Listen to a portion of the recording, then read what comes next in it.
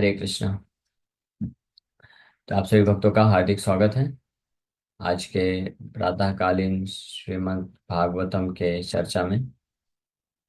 तो हम लोग आज चर्चा कर रहे हैं श्रीमद् भागवतम फर्स्ट कैंटो पहला स्कंध का 5वां अध्याय का श्लोक संख्या 33 पे चर्चा कर चुके हैं कल।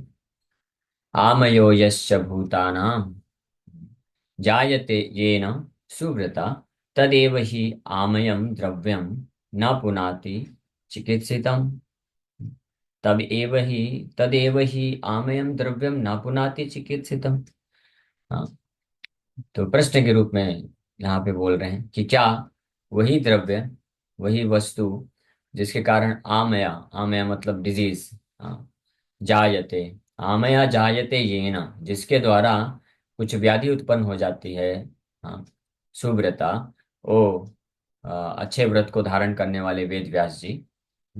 तो क्या उसी को अगर थेरोपेटिक मैनर यानी मेडिसिनल रूप में, औषधि के रूप में अगर परिवर्तित कर दिया जाए तो क्या वो उस इलाज, उस रोग का इलाज नहीं बन जाती है? यानी बन जाती है, इसका मतलब बन जाती है। उसी प्रकार से ये कन्विंस कर रहे हैं कि जो कार्य भौतिक बंधन में व्यक्ति को फंसा देते हैं, तो क्या वही कार्य अगर कृष्ण से संबंधित कर दिया जाए तो व्यक्ति को बंधन से मुक्त नहीं कर पाएगा? कर लेगा। इसलिए आप बिल्कुल निश्चिंत होकर के भागवत का ऐसा रचना करिए और सबको केवल एक ही प्रेरणा दीजिए कि आपके सारे भौतिक कार्यों को, भौतिक रिसोर्स से संसाधनों को कृष्ण की सेवा में लगा दीजिए, भागवत की सेवा में लगा दीजिए। तो इससे आप जो है बंधन से मुक्त हो जाएंगे। तो इसलिए उदाहरण दे करके, जोर दे करके इस प्रकार से बोल रहे हैं। सो does not a thing cure a disease which was caused by that same thing? ये क्या वही वही द्रव्य है, वही वस्तु जो है औषधि का काम नहीं कर सकती है? तो इस प्रकार से प्रश्न के रूप में जब बोला जाता है, तदेव ही आमयम द्रव्यम नापुनाति चिकित्सितम, क्या वो चिकित्सा के रूप में कार्य नहीं कर पाएगा? ये जोर देने के लिए कि हाँ बिल्कुल करेगा, निश्चित रूप में। आप संशय रहित रहिए, संशय मत रखिए, हो जाएगा। और फिर हम लोग ये कल चर्चा की, प्रभुपाद जी उदाहरण देते हैं। हाँ, आयरन का भी एक उदाहरण देते हैं। उसको अग्नि में डालने से आयरन जो है, लोहा लोहा नहीं रह जाता, वो आग बन जाता है और आग का कार्य करने लग जाता है। उसी प्रकार से जो भक्त, जिसकी चेतना जो सब कुछ कृष्ण के लिए लगा देता है, तो वो वास्तव में आध्यात्मिक हो जाता है। अब आगे वर्णन कर रहे हैं एवं। इस प्रकार से अब 10 एवं मतलब अब निष्कर्ष दे रहे हैं कि इसलिए अब क्या करना चाहिए। हाँ, फाइनल कंक्लूजन। एवं नृणाम क्रिया योगा सर्वे संश्रुति हेतवा त एवात्म विनाशाय कल्पन्ते कल्पिता परे। Thus, when all a man's activities are dedicated to the service of the Lord, those very activities which caused his perpetual bondage become the destroyer of the tree of work। फिर से वही same चीज वापस से जोर दे करके नारद मुनि बोल रहे हैं कि एवं नृणाम क्रिया योगा, जितने भी प्रकार के कार्य को जो करता है योग में, योगा मतलब भगवान से जोड़ करके, all the activities which are dedicated for the supreme lord, कल्पिता परे, सर्वे समश्रुति हेतवे, वही सारे कार्य जो समश्रुति हेतवे, इस भौतिक संसार का समसरति, यानी भौतिक संसार में अस्तित्व को बना के रखने के लिए, बर्थ डेथ, जन्म मृत्यु के फंसा बंधन में फंसाने के का जो कार्य करते हैं, जो कारण बनते हैं, वही सारे कार्य, those very activities which caused his perpetual bondage, सर्वे संसृते हेतवे त एवात्म विनाशाया, वही इस विनाश आया, द ट्री ऑफ नेटवर्क, इस जो कर्म का जो बंधन है, वेव, ये जाल की तरह होता है कर्म बंधन। एक जाल की तरह होता है, बहुत भयानक जाल की तरह होता है, जो जितना उसको तो वो सुलझाने का प्रयास करता है, उतना उलझता चला जाता है। जैसे इसलिए उदाहरण दिया जाता है, रेशम का कीड़ा होता है, तो वो जाल में फंस जाता है कई बार। तो जाल कहीं से बाहर से आकर के लाया आया गया है और फंसाया गया, ऐसा नहीं है। वो खुद ही अपने कार्य के द्वारा ही जाल बनाता है और उसी में फंस जाता है और उसी में मृत्यु हो जाता है। उसी प्रकार से कोई बाहर से व्यक्ति हमको आके फंसाने का जरूरत नहीं है। हम इस संसार में जीवात्माएं खुद ही कार्य करते हैं, भौतिक कार्य करते हैं, और उस भौतिक कार्य के जंजाल में, जाल में फंस जाते हैं, और इस प्रकार से बारंबार जन्म मृत्यु का सामना करना पड़ता है। इसलिए ता एवात्म विनाशाय बोला गया है। आत्म विनाशाय का मतलब आत्मा जो है रिफर करता है, सात अलग अलग चीजें होती हैं आत्मा रिफर कर सकता है। आत्मा तो वैसे रियल सेल्फ, आत्मा का मतलब होता है सेल्फ, या आत्मा का मतलब होता है खुद से, खुद से जो चीज उत्पन्न होती है। हाँ, आत्मा, इसीलिए जो पुत्र होते हैं, बच्चे होते हैं, उनको आत्मज बोला जाता है। आत्मज, आत्मजा, जो खुद से जन्म लिए हैं, तो आत्मज बोला जाता है। और इसीलिए जो इंडेवर करता है, कोई व्यक्ति कोई भौतिक कार्य करता है, वो भी एक तरह से आत्मजा है, आत्मजा। इसलिए यहाँ पे आत्मा, तो इस प्रकार का जो आत्मा यानी खुद से, सेल्फ से, तो आत्मा रिफर करता है भौतिक बद्ध जीवात्माओं के लिए। आत्मा, वास्तविक आत्मा का अर्थ होता है सेल्फ, आत्मा यानी मैं जीवात्मा हूँ, सनातन कृष्ण का दास, कृष्ण का अंश है, वो आत्मा का वास्तविक अर्थ है। फिर ये आत्मा जब बद्धावस्था में रहती है, तो आत्मा रिफर करता है मन को भी, मन को भी आत्मा बोला जाता है, क्योंकि मन से अटैच है। शरीर को भी आत्मा यानी शरीर को अपना मानता है, आइडेंटिफाई करता है, इसलिए शरीर को भी कई बार आत्मा बोल दिया जाता है। शरीर को भी, मन को भी, बुद्धि को भी, और इंडेवर्स, चेष्टाएं जो करता है यानी जो कार्य करता है, कर्तव्य कर्म करता है, उसको भी आत्मा करके रिफर किया जाता है। तो यहाँ पे आत्म विनाश है, यहाँ किस प्रकार के खुद से उत्पन्न किए गए कार्यों का जो जंजाल है, खुद से जो कार्य करता है व्यक्ति संसार में, उसका विनाश हो जाता है, फॉर द किलिंग, नष्ट करने के लिए।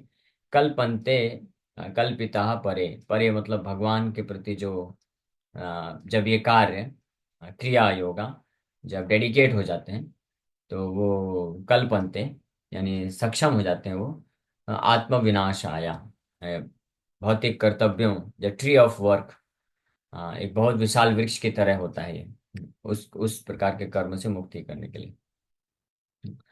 So fruitive work which has perpetually engaged the living being is compared to the banyan tree in the Bhagavad Gita. Bhagavad Gita में भगवान एक वृक्ष के रूप में कंपेयर भी किए हैं, 15वें अध्याय में। अदर्श, वो क्या श्लोक है, अदर्श शाखा अश्वत्थम प्राहुरव्ययम, अश्वत्थम प्राहुरव्ययम, हाँ, अश्वत्थम प्राहुरव्ययम, 15वें अध्याय का पहला ही श्लोक है, 15.1।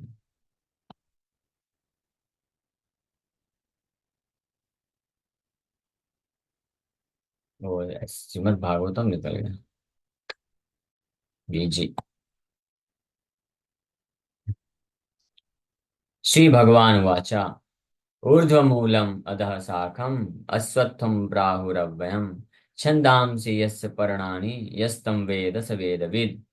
हाँ, जो इसको जानता है वही वास्तव में वेदविद है, यानी ज्ञान रखने वाला व्यक्ति है, जो क्या जानता है कि इस भौतिक संसार में जो हम कार्य करते हैं वो उस उल्टे वृक्ष के समान है, जो फंसा देता है इस संसार में। It is said that there is an imperishable banyan tree that has its roots upward and branches down, and whose leaves are Vedic hymns. अधः ऊर्ध्व मूलम, उसकी शाखाएं, मूल जो है जड़ ऊपर है, और अधः शाखम, और शाखाएं उसकी नीचे हैं, और उसकी पत्तियां हैं ये वैदिक हिम्स, जो कर्मकांडी सेक्शन ऑफ वैदिक मंत्रास हैं, यज्ञ दान तपस्या, अलग अलग प्रकार की पत्तियां हैं। फिर फल, उसका जो उसको करने से जो फल फ्रूट मिलता है, वो इसका फल है, और उसी को खा खा के जीव जो है संसार में फंसा रहता है, इस वृक्ष से बाहर नहीं निकल पाता है। तो इस वृक्ष की तरह कंपेयर किया गया है।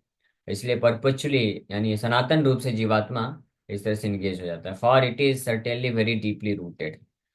हाँ, ये बहुत ही ज्यादा गहराई से इसकी जड़ें मजबूती तरीके से पकड़ के रखते हैं इस भौतिक संसार को। So as long as the propensity for enjoying the fruit of work is there, one has to continue the transmigration of the soul from one body or place to another according to one's nature of work। ये बहुत clear cut है, ये बहुत अच्छे से समझ लेना चाहिए, क्योंकि भौतिक संसार के प्रलोभन बड़े स्ट्रांग हैं, बहुत तीव्र है प्रलोभन, इंटेंस, इंटेंस बोला जाता है उसको। इंटेंस मतलब तीक्ष्ण, तीक्ष्ण है और तीव्र है ये भौतिक संसार के प्रलोभन।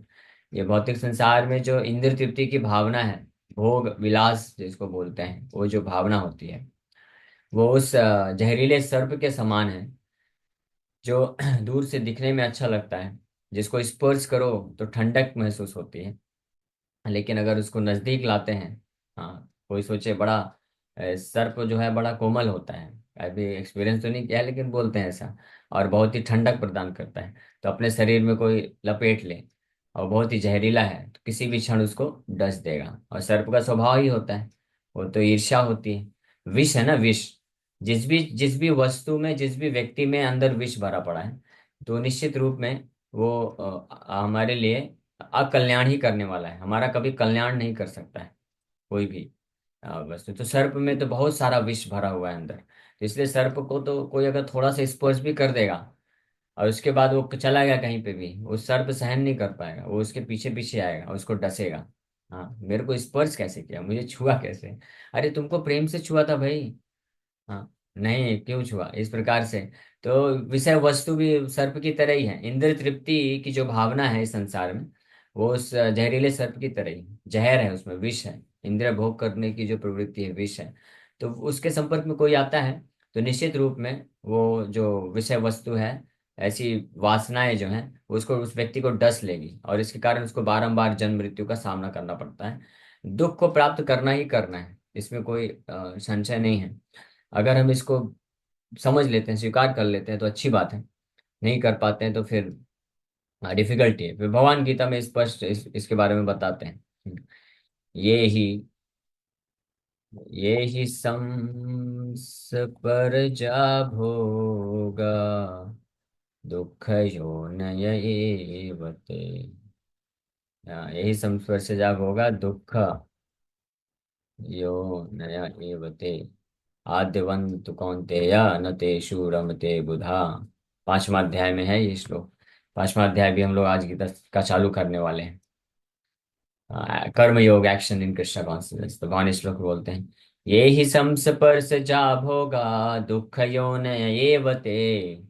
आद्यंतवन्तः कौन्तेय न तेषु रमते बुधा। बुधा, भगवान बोल रहे हैं, बुधा मतलब इंटेलिजेंट पर्सन, बुद्धिमान व्यक्ति, न तेषु, उन उन सारी चीजों में, उन सारे वस्तु में, रमते, हाँ, रमते मतलब रमण करता है, यानी आनंद लेने का प्रयास नहीं करता है, किसमें, ये ही संस्पर्श जाग होगा। An intelligent person does not take part in the sources of misery. बुद्धिमान व्यक्ति जो है दुख योनिया, दुख के कारण बनने वाले वस्तुओं में या कार्यों में इंटरेस्ट नहीं लेता है। दुख के कारण बनने वाले दुख योनि क्या है वो, which are due to contact with the material senses, O son of Kunti, such pleasures have a beginning and an end, and so the wise man does not delight in them. यही समसपर्श जाग होगा, भोग, इंद्र तृप्ति की जो भावना है। ये इंद्र तृप्ति की भावना बस ऐसा नहीं कि ग्रॉस बस नहीं समझना चाहिए, ग्रॉस तो जो थर्ड क्लास है वो तो, हाँ, बस वहां तक लिमिटेड नहीं है। जो पापमय कार्य है उसकी तो बात ही नहीं करना चाहिए। जो पाप है, जैसे मांसाहार करना, नशा करना, अवैध संबंध रखना, और ये जुआ वगैरह खेलना, ये तो बिल्कुल थर्ड क्लास कैटेगरी है, इसका तो कोई चर्चा भी नहीं करना है, ये तो पाप है। इसको, इससे तो हम लोग समाज में देखते ही हैं कि कितना दुख है लोगों को। जिनका थोड़ा भी स्पष्ट बुद्धि है तो ये जान जाते हैं कि ये पाप वाले कर्म में लिप्त होने से तो निश्चित रूप में केवल और केवल दुख ही दुख मिलने वाला है। लेकिन इसके अलावा भी जो ऐसी इंद्र तृप्ति होती हैं जो पुण्य तरीके से की जाती हैं, हाँ, और जो हमारे कृष्ण भक्ति में आगे बढ़ने में बाधक बनती हैं, वो भी वास्तव में दुख योनियां एवते ही होते हैं, दुख योनि होते हैं। हाँ, सो सच प्लेजर्स, आदि अंत कौन थे, भगवान कारण भी बता रहे हैं कि इस प्रकार का जो इंद्र भौतिक तरीके से जो सुख प्राप्त करने का चेष्टा करता है, प्रयास करता है, तो उसका आदि होता है और अंत होता है, beginning, there is beginning and and.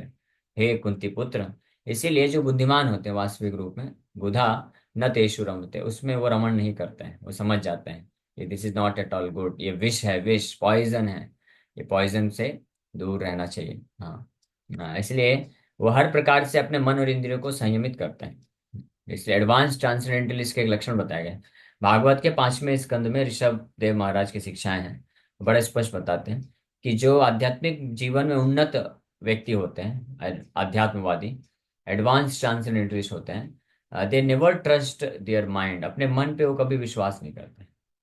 और इसलिए मन के द्वारा जो प्रेरित भावनाएं होती हैं उसको कभी वो स्वीकार नहीं करते हैं। वो केवल शास्त्र, गुरु, साधु और कृष्ण जो बोलते हैं उसी को स्वीकार करके जीवन यापन करते हैं। हाँ। बट एनीवे, यहाँ पे एक बहुत इंपॉर्टेंट पॉइंट है। भगवान कृष्ण स्पष्ट बताते हैं कि जो व्यक्ति अपने results of his work, fruit of his work, अपने कर्म के फलों को जो इंजॉय करने की प्रोपेंसिटी रखता है, जो भोग करने की प्रोपेंसिटी, प्रवृत्ति रखता है, तो निश्चित रूप में इस संसार में फंसा रह जाएगा। उसको बारंबार एक शरीर से दूसरा शरीर प्राप्त करना ही पड़ेगा और दुखों के सागर में वो डूबा रह जाएगा। तो कर्म के फलों को प्राप्त करने में कोई हर्ज नहीं है, कोई नुकसान नहीं। कर्म करने में भी कोई नुकसान नहीं, कर्म कर सकता है, कर्म का फल भी मिल जाएगा। लेकिन समस्या कहाँ पे है, जो व्यक्ति हमको फंसा देगा वो है कि अपने कर्म के फलों को हम इंजॉय करने की अगर इच्छा रखते हैं तो वो हमको फंसा देगा। और ये बड़ा ही डिफिकल्ट है इसको ओवरकम कर पाना, क्योंकि स्वाभाविक रूप से ये एक मेंटेलिटी, प्रवृत्ति बन ही जाती है कि कोई व्यक्ति अगर कुछ कर्म करेगा तो उसका अगर फल आ रहा है तो एक स्वाभाविक मानसिकता रहेगी कि ये मैंने कर्म करके मैं प्राप्त किया हूं, तो इसको और कोई क्यों एंजॉय करे। वो निश्चित रूप से यही सोचेगा कि ये मेरे एंजॉयमेंट के लिए, मेरे एंजॉयमेंट के लिए मतलब मैं। और फिर वो अपने आप को ममता और अहमता, अहमता मतलब मैं और ममता मतलब मेरे से संबंधित जो सगे संबंधी हैं, परिवारजन है, जिनको अपना मानता है, तो ये मेरे और उनके एंजॉयमेंट के लिए है। तो ये दोनों एक ही चीज है, मेरा, मैं और मेरा का भावना ही है। इसको सेल्फिशनेस बोला जाता है या भौतिक चेतना बोला जाता है। हाँ, इस प्रकार की भावना। तो अगर ये भावना रहना बड़ा स्वाभाविक है इस संसार में, जो बद्धावस्था में लोग होते हैं। वहीं इसके विपरीत जो कृष्णा भावना भावित भक्त होते हैं, उनके लिए ये भावना बड़ी स्वाभाविक होती है कि चाहे मैं कर्म करके फल प्राप्त करूं या कोई भी अन्य व्यक्ति कर्म करके फल प्राप्त करे, इस संसार का कुछ भी है वो सब वास्तव में कृष्ण को बिलोंग बिलोंग करता है, सब कृष्ण का है। तो कृष्ण के भोग के लिए इस्तेमाल होना चाहिए। हाँ। क्योंकि ये जो भक्त होता है, भगवत भक्त जो दिव्य ज्ञान में स्थित होता है, वो पूरी तरह से भली भांति जानता है कि मैं कोई भी कर्म करता हूँ उसके कारण कुछ मुझे फल मिलता है। तो वास्तव में वो फल किसके द्वारा अर्जन किया गया है? ये शरीर मैंने इस्तेमाल किया, अपना बुद्धि इस्तेमाल किया है, अपने इंद्रियां इस्तेमाल की, आंख, कान, हाथ, पैर, त्वचा, जीवा, ये सब इस्तेमाल किया है। तो ये सब इस्तेमाल करके मैंने कुछ कर्म किया, और उस कर्म को करने का जो ज्ञान है और जो फैसिलिटी है वो भी मायने रखता है, वो सब भी। तो ये सारी चीजें जो है कृष्ण का है, भगवान का है। ये शरीर भगवान का दिया हुआ है, मैं जो बुद्धि इस्तेमाल कर रहा हूँ ये भगवान का दिया हुआ है, अपने जो इंद्रियां हैं ये भी भगवान के द्वारा दी गई हैं।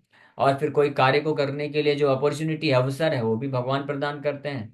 और जो उस कार्य को करके जो भी रिसोर्स है, संसाधन मैं एकत्रित करता हूँ, धन संपत्ति, नेम फेम जो भी एकत्रित करता हूँ, वो सब इस प्रकृति का है, वो भी भगवान, प्रकृति भगवान की बिलोंग करती है। तो अल्टीमेटली सब कुछ भगवान का है। तो who am I to claim the results of my work? मैं कौन हूँ फिर ये अपने जो कर्म किया उसके फल को क्लेम करने वाला मैं कौन होता हूँ? तो इस चेतना में पूरी पूरी तरह से वो स्थित होता है भक्त। इसीलिए वो किसी भी क्षण इस भावना से प्रेरित नहीं होता है कि ये मैंने अर्जन किया है, इतना पैसा मैंने मैं कमाया हूं तो इसको मैं भोग करूंगा। हाँ, वो पूरी तरह से जानता है कि कृष्ण का है तो कृष्ण के सेवा के लिए लगना चाहिए। इसलिए भगवत भक्त जो होता है वो हमेशा from the beginning of his actions, कार्य करने के शुरुआत से लेकर के कार्य के अंत तक, और फल को प्राप्त करने और फल को इस्तेमाल करने के प्रोसेस तक, शुरू से लेकर अंत तक वो इस दिव्य चेतना में, दिव्य ज्ञान में स्थित रहता है। इसलिए from the beginning itself he is a liberated person.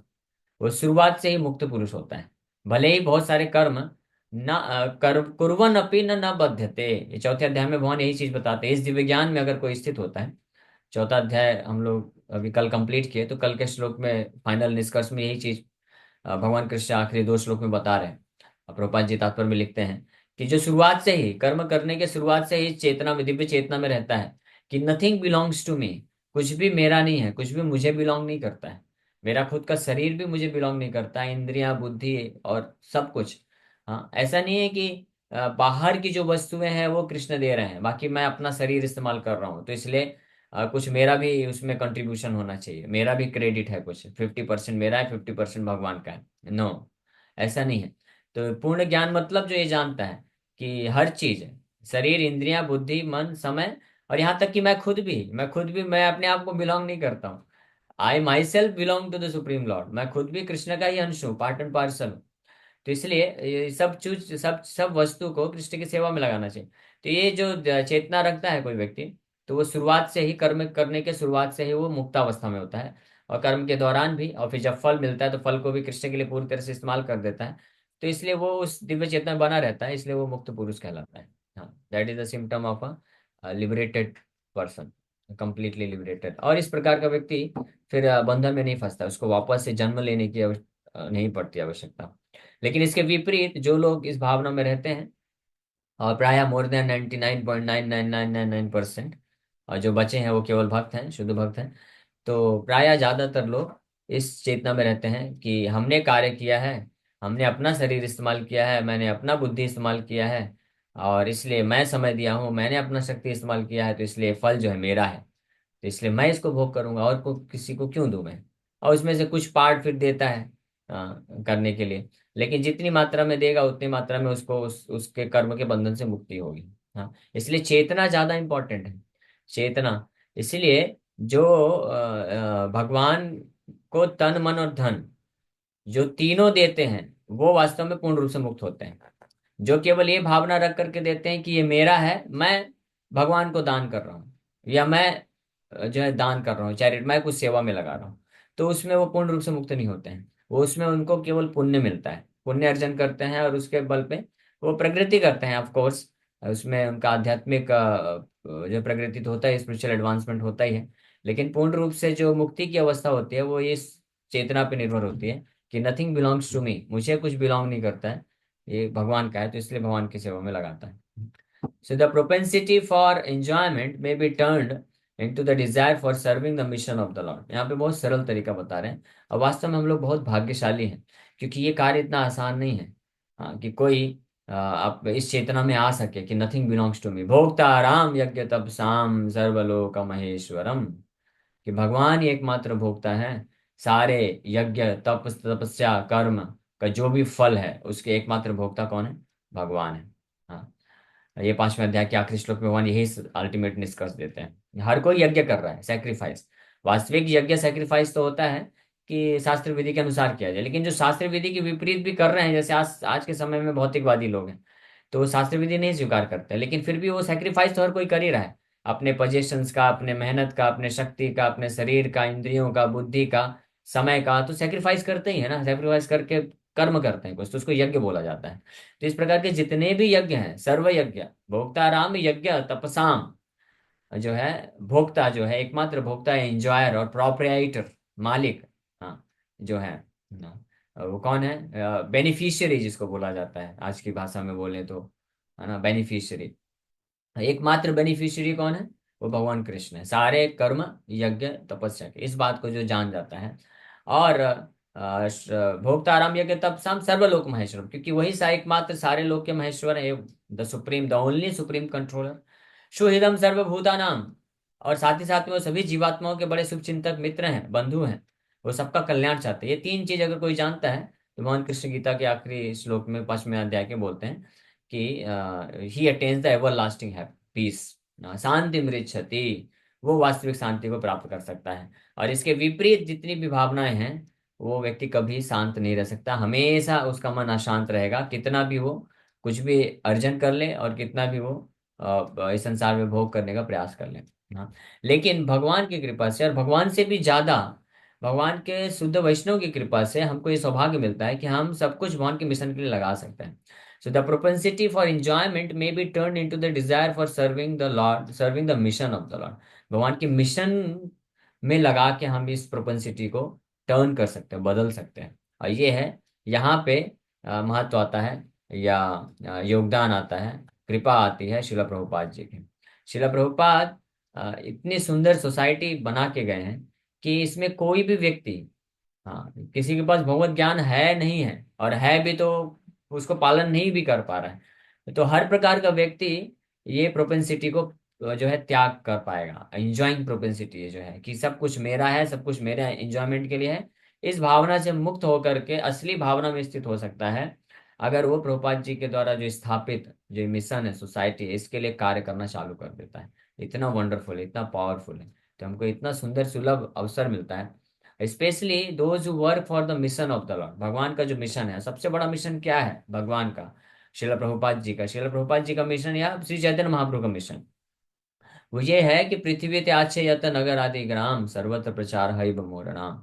In each and every town and village all the people should get the opportunity to take part in the sankirtan movement of lord Shri Chaitanya Mahaprabhu. ये है mission. हाँ, ये हर जगह है।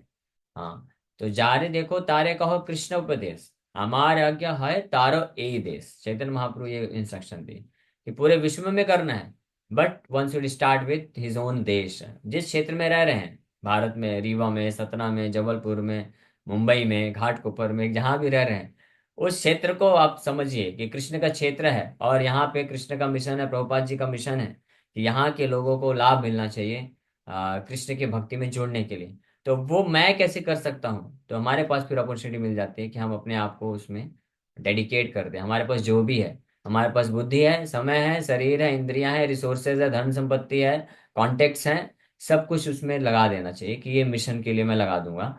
And in that way, उस तरीके से वो ये जो इंजॉइंग प्रोपेंसिटी है, भोग करने की प्रवृत्ति है, उससे पूरी तरह से मुक्त हो सकता है, और भगवान के दिव्य धाम को प्राप्त कर सकता है, बंधन से मुक्त हो सकता है। ओके, इसी के साथ यहीं पे हम लोग विराम करते हैं। Thank you very much. किसी वक्त का कोई प्रश्न है तो पूछ सकते हैं। Hare Krishna Krishna Krishna Hare Hare, Hare Ram Ram Ram. Yes, any question? Hare Krishna. Yes माता जी। प्रभु जी, आपने बोला कि जो मतलब कि जो भगवान के शरण में नहीं आते, जो वापस से मनुष्य बार बार जन्म लेते रहते हैं, तो जो भोग करते रहते हैं, कभी कभी कैसे उनको हम समझाते हैं भक्ति करना, तो बोलते हैं, चलेगा, हमें नेक्स्ट जीवन कुत्ता बिल्ली हम बन जाएंगे। तो अगर कोई तो एक ठीक है, फिर कृष्ण उनको का नाम। आशीर्वाद दीजिए। हाँ। और क्या बोल सकते हैं? प्रभुपाद जी एक कॉलेज में, विदेश में कॉलेज में लेक्चर दिए। प्रभुपाद जी पूरा लेक्चर समझाए, don't live life, lead your life like cats and dogs. कुत्ते बिल्ली की तरह अपना जीवन व्यतीत मत करो। अगर इस प्रकार से जियोगे तो आपको कुत्ता बिल्ली बनना पड़ेगा। तो एक स्टूडेंट हाथ खड़ा करके बोलता भी है कि Swami ji, what is the problem if I become a dog? इसमें समस्या क्या? अच्छी बात है ना, कुत्ता तो कितना इंजॉयमेंट करता है। तो प्रभुपाद जी अब आगे क्या बोले? प्रभुपाद जी बोले, I have my full blessings. मेरा पूरा आशीर्वाद है। हाँ, तो इसलिए और हम प्रभु जी, प्रयास कर सकते हैं। जो भक्ति करता ही नहीं, तो क्या भगवान उसको वापस एक चांस देते हैं मनुष्य जीवन का? भगवान देते हैं। भगवान, भगवान का हृदय इतना विशाल है कि भगवान, हालांकि गीता में कई एक जगह में भगवान तो बहुत डांटे हैं, अच्छे से फटकार लगाए हैं। हाँ, और यहाँ तक भगवान बोल देते हैं कि मैं ऐसे असुरों को, राक्षसों को, आसुरी प्रवृत्ति रखने वालों को, जो अपने आप को ईश्वर समझते हैं, अपने आप को भोक्ता समझते हैं, मैं परपेचुअली यानी सनातन रूप से उनको नरक में भेज देता हूँ। भगवान ऐसा थोड़ा क्रोध दिखाते हैं, लेकिन वास्तव में भगवान ऐसा करते नहीं। भगवान हमेशा अपॉर्चुनिटी देते हैं, मौका अवसर हमेशा देते हैं। लेकिन अगर कोई मौके का फायदा नहीं उठाएगा, तो फिर वो भौतिक संसार ऐसा बना है कि अगर वो भोग करने में लगेगा और मौके का फायदा, सही रास्ते का फायदा नहीं उठाएगा, तो उसमें इतना लिप्त हो जाएगा कि वो खुद ही उसमें फंसता चला जाएगा। ऐसा नहीं कि भगवान उसको डालते हैं, बल्कि भगवान तो उल्टा कार्य करते हैं। जो व्यक्ति अपने कर्मों के अनुसार, अपने प्रवृत्तियों के अनुसार और फंसता चला जाता है, भगवान बारंबार अपने भक्तों को भेज करके और सदुपदेश दे करके खुद आकर के उसको रिक्लेम करने का कोशिश करते हैं। लेकिन वो खुद इतना फंसता चला जाता है दलदल में, अभी क्या किया जा सकता है? तो भगवान हमेशा अपॉर्चुनिटी देते हैं। क्योंकि प्रभु जी लिखा है कि 84 लाख के यूनिट के बाद हमें एक ही बार मनुष्य का जीवन मिलता है, प्रभु जी। यस, लेकिन जो लोग अवसर का फायदा उठा लेते हैं, तो उनको वापस 84 लाख रुपीज में चक्कर भ्रमण नहीं करना पड़ता है। जैसे अभी आप सबको अवसर मिल रहा है, तो आप सब लोग भक्त हैं, आप सब नाम जप कर रहे हैं। तो आप में से जो बहुत गंभीर भक्त होंगे, सीरियस होंगे, वो इसी जन्म में कंप्लीट करके भगवान के धाम जा सकते हैं। लेकिन कुछ मेरे जैसे ढीले ढाले लोग होंगे, तो लेकिन भक्ति करने का कुछ थोड़ा बहुत प्रयास कर रहे हैं, तो उनको वापस से जन्म मिलेगा, तो मनुष्य शरीर मिलेगा। भगवान उनको वापस से ऐसा नहीं कि कुत्ते बिल्ली की योनि में भेज देंगे, मनुष्य शरीर देंगे और अच्छे से फिर से मौका देंगे, तो बारंबार वो मनुष्य शरीर प्राप्त करके वो प्राप्त आगे बढ़ सकते हैं। लेकिन हमको क्यों टाइम वेस्ट करना? क्योंकि जितने बार हम जन्म लेंगे उतने बार उन सारे दुखों को सामना करना पड़ेगा। जन्म लेना मतलब माँ के घर में फिर से जाओ, 9 महीने तक फिर से कष्ट को झेलो, फिर वहां से निकलने के बाद फिर A for apple, B for boy, पूरा केजी क्लास से लेकर 10th 12th तक पढ़ाई करो, फिर घर गृहस्थी मेंटेन करो, और फिर अपने शरीर को पालन पोषण करने के लिए इतना संघर्ष करो। तो कोई भी बुद्धिमान व्यक्ति होगा समझ जाएगा ये क्यों फालतू? अगर अल्टीमेट अंतिम लक्ष्य है भगवान कृष्ण के धाम को प्राप्त करना, उनके पास जाना, तो मैं फालतू क्यों यहाँ पे समय व्यर्थ गवाऊं? क्यों मैं इसी जन्म में पूरी तरह से समर्पण क्यों नहीं कर देता हूँ? है ना? तो वो इस बात को समझ जाएगा। But anyway, Krishna is very merciful, भगवान कृष्ण बहुत दयालु हैं। इसलिए हम बुद्धिमान हो या बुद्धूमान हो हम बुद्धिमान हो या बुद्धूमान हो, भगवान जो है हमेशा अपॉर्चुनिटी देते हैं। ये भगवान की महानता है। अब भगवान के भक्त और उनसे भी महान है। वो तो ऐसे लोगों को, बुद्धू बुद्धू लोगों को भी पकड़ पकड़ के भक्ति कराते हैं। Okay. Hare Krishna. Hare Krishna. Any other question?